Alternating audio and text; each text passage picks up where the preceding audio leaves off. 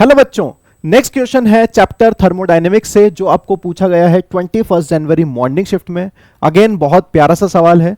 Questions में कुछ data आपको टेबल्स में दिया गया है और यहाँ पे डेल्टा एस फॉर्मेशन और एस की वैल्यू दी गई है। क्वेश्चन ने आपको बोला कि 1 mole each of A2 and B2 are taken in 1 litre close flask और इक्विलिब्रियम आप स्टैब्लिश कर रहे हैं 500 केल्विन पे। ये केमिकल रिएक्शंस हैं। The value of X find करनी है। एक्स है आपके पास डेल्टा एच फॉर्मेशन B2 का और log K की वैल्यू दी गई है और R की वैल्यू दी गई है। तो सबसे पहले अगर यहां पर रिएक्शन इक्विलिब्रियम पर है तो ये फॉर्मूला आपको याद होगा, delta G not equal to -2.303 RT log K equilibrium. तो सबसे पहले डेल्टा जी नॉट की वैल्यू को फाइंड करते हैं। तो 2.303 एज इट इज रहेगा। R की वैल्यू हम यहां पर दी गई है कितना 8.3, तो उसको यूज करेंगे। टेम्परेचर क्वेश्चन ने बोला है कि टेम्परेचर लेना है 500 केल्विन, तो टेम्परेचर 500 केल्विन है। log K की वैल्यू भी क्वेश्चंस में गिवन है 2.2। तो सबसे पहले आपने फाइंड किया डेल्टा जी नॉट जो आपको मिला कैलकुलेशन करके -21.02 किलो जूल पर मोल। क्लियर हो गया। अब क्वेश्चन में डेल्टा एच का डेटा गिवन है, एस का डेटा गिवन है और आपको फाइंड करना है डेल्टा एस फॉर्मेशन B2 का।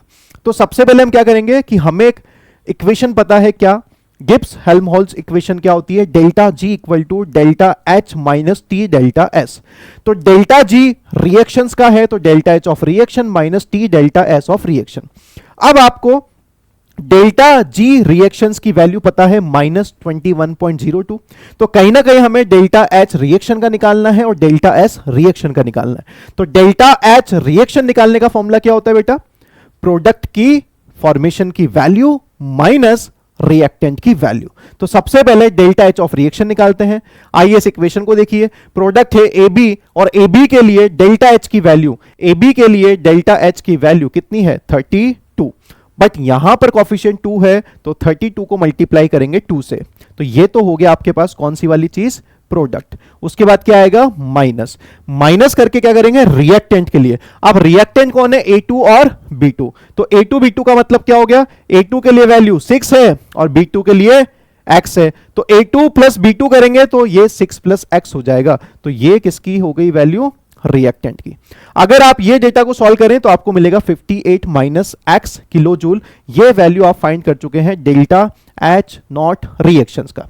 सिमिलर सेम प्रोसेस पे डेल्टा एस रिएक्शन को फाइंड करेंगे। तो डेल्टा एस रिएक्शन को फाइंड करेंगे सिमिलर प्रोडक्ट माइनस रिएक्टेंट।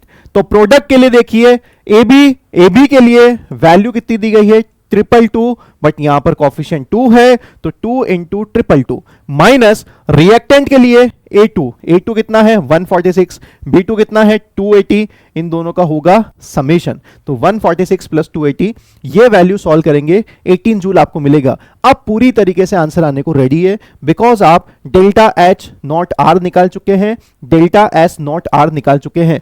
ये दोनों वैल्यू को अगर हम यहां पुट कर दें तो डेल्टा एच नॉट आर की जगह पे क्या आएगा बेटा 58 माइनस एक्स, टी की जगह पे क्या आएगा 500, डेल्टा एस नॉट आर की जगह पे क्या आएगा हमारे पास 18, और ये जूल में है तो इसको किस में कन्वर्ट कर दो, किलो जूल में, तो डिवाइडेड बाय 1000 बिकॉज -21.02 जो वैल्यू है वो किलो जूल में है। तो ये भी किलो जूल तो ये भी किलो जूल होना चाहिए, इसलिए डिवाइडेड बाय 1000 किया है। अब क्या बचा है, अब इसको सॉल्व कर लो और x की वैल्यू फाइंड कर लेंगे जो मिलेगा 70.02 किलो जूल पर मोल। यूनिट्स का ध्यान देना था क्योंकि आंसर किलो जूल पर मोल में ही पूछा गया है और नियरेस्ट इंटीजर भी है, तो 70.02 को नियरेस्ट इंटीजर में क्या लिखेंगे 70।